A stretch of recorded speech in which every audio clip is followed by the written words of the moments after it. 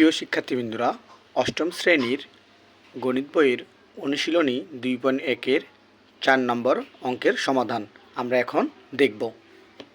দেখুন সমাধানটা কি বলা হয়েছে এবং প্রশ্নটি কি বলা হয়েছে আর সমাধানটা কীভাবে করা হয়েছে দেখুন। 4 নম্বর অঙ্ক। প্রশ্ন 4, বার্ষিক শতকরা মুনাফার হার 10.50 টাকা হলে 2000 টাকার 5 বছরের মুনাফা কত হবে? তাহলে দেখো, আবার দেখো, বার্ষিক শতকরা মুনাফার হার 10.50 টাকা হলে, এখানে 10.50 বলা যাবে না, কত বলতে হবে? 10.50। কি বলতে হবে? 10.50, যেহেতু দশমিক আছে, ঠিক আছে, 50 বলা যাবে না, 50 বলতে হবে। 50 টাকা হলে 2000 টাকার 5 বছরের মুনাফা কত হবে? তাহলে এখানে দেখো একটা সূত্র আছে। কি আছে? সূত্র আছে মুনাফার। এটা কি আছে? একটা সূত্র। আমরা জানি আই সমান সমান পি আর এন। তাহলে দেখো এখানে আমরা লিখছি আই সমান হচ্ছে কি? মুনাফা। পি হচ্ছে আসল।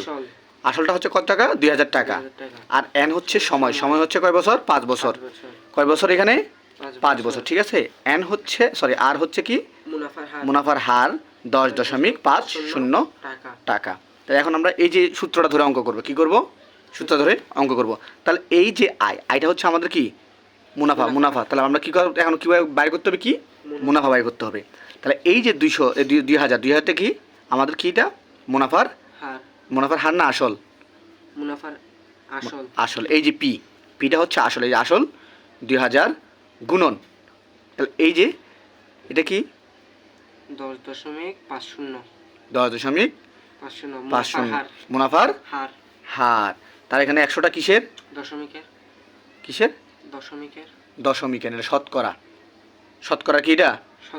হ্যাঁ, শতকরার জন্য কি 100 গুণিত 5। তাহলে এখন আবার নিচে দেখো, এই যে 2000, ঠিক আছে, গুণন। তাহলে এই যে এটা কি করছে? আমরা 1050 বসাই দিছি, ঠিক আছে। এই যে দশমিকের জন্য একটা 1, দুইটা সংখ্যার জন্য দুইটা 0। তাহলে এখানে 100 না, তারপর এই শতকরার জন্য 100টা থেকে গেল, গুণিত 5, ঠিক আছে। তাহলে এখন আমরা কি করবো? এটাকে কাটাকাটি করব। কাটাকাটি করলে কি দেখা যায়? দেখো এখানকার দুইটা 0 আর এখানকার দুইটা 0 ডাইরেক্ট কাটা, ঠিক আছে। তাহলে কাটা দিলে এখানে থাকে কত? 20। এই যে 20 দিয়ে যদি আমরা এটা 100টা কাটি তাহলে কত হয়? 5 20 100। তাহলে আমি 5 পাইছি। তাহলে এই 5 আর এই 5 কি হয়েছে?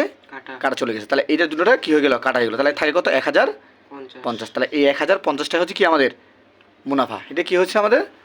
মুনাফা। বুঝা গেছে অঙ্কটা? না বুঝো নাই? অতএব মুনাফা 1050 টাকা। এটা 4 নম্বর অঙ্কের সমাধান। তার নিচে আরেকটা আছে, দেখো 5 নম্বর অঙ্ক। কয় নম্বর অঙ্ক? 5 নম্বর অঙ্ক। দেখেন কি বলছে 5 নম্বর অঙ্কটা, দেখো।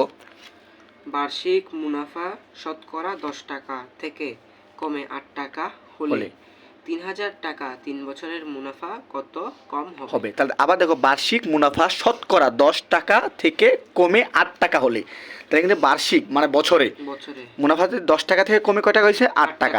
তাহলে আমাদের কি করতে হবে? মুনাফার হারটা কমে গেছে কেন, কত কমে গেছে এটা বাইর করতে হবে। তাহলে সমাধান মুনাফার হার কমে 10, এই যে 10 থেকে কত? 8, তা 10 থেকে 8 বিয়োগ দিলে হয় কত? টাকা সমান 2 টাকা। গুড। তাহলে এখন দেখো, এই যে আমরা পাইছি 10 থেকে 8 বিয়োগ করে পাইছি কত? 2 টাকা। তাহলে এখানে এই 10 যে 10 টাকা থেকে কমে 8 টাকা হয়েছে, বুঝছো? ওটার জন্য এখানে কি বিয়োগ করে কত পাইছি? 2 টাকা পাইছি। তাহলে এখন দেখো, 100 টাকায় 1 বছরে মুনাফা কমে 2 টাকা। তাহলে 100 টাকায় 1 বছরে মুনাফা কমে কয় টাকা? 2 টাকা। তাহলে অতএব 1 টাকায় 1 বছরে মুনাফা কমে, উপরে 2 নিচে 100 টাকা। তাহলে এখন 3000 টাকায় কয় বছরের মুনাফা? 3000 টাকা 3 বছর। এই যে 3000 টাকায় 3 বছরের মুনাফা। তাহলে এখন কত হবে? 2 গুণিত 3000 গুণিত 3 নিচে 100। তাহলে এই যে দেখো, এটা কাটাকাটি খুব সহজেই দেখো, এই যে 0 কাটা দিছি আমরা, 0 কাটা দিছি না। তাহলে এই যে 2 আর যদি আমরা এখানে 30কে গুণ করি, 2 3 6, তাহলে আর 0 বসে গেল। তাহলে কত হলো? 60। কত? 30 দুগুণি 60। আর যদি 3 দিয়ে আমরা যদি গুণ করি, এখন 3 6 পাইছি না, 3 6 কত হয়? 18।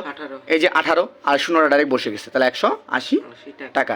তাহলে মুনাফা কম হবে 180 টাকা। বুঝা গেছে অঙ্কটা? হ্যালো বন্ধুরা, ভিডিওটি ভালো লাগলে আমাদের আইডিটাকে ফলো দিয়ে এবং লাইক, কমেন্ট শেয়ার এবং সাবস্ক্রাইব করে পাশে থাকবেন। ধন্যবাদ ধৈর্য ধরে অঙ্কটি দেখার জন্য। আসসালামু আলাইকুম রহমতুল্লাহি ওয়া বারাকাতুহু।